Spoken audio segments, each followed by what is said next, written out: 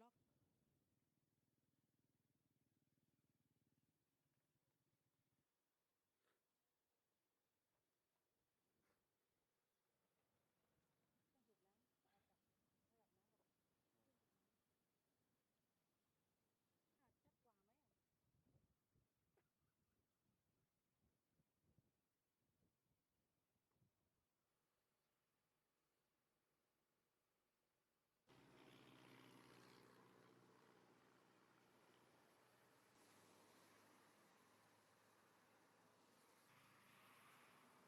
้องสูบน้ำออกจากระดับน้ำแบบชัดกว่าไหมอ่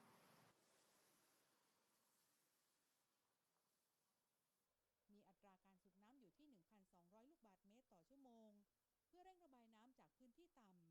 สู่คันกั้นน้ำที่มีพื้นที่สูง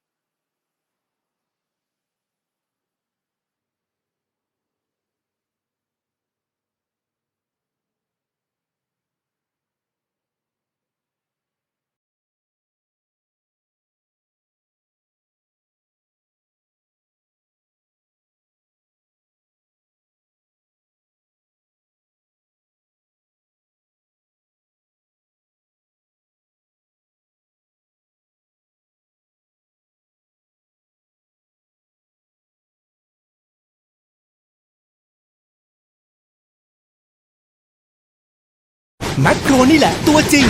ใช่ค่ะแมคโครของครบคุณภาพดีตัวจริงเรื่องราคา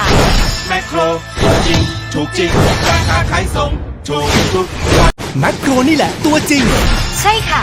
แมคโครของครบคุณภาพดีตัวจริงเรื่องราคาแมคโครตัวจริงถูกจริงราคาขายส่ง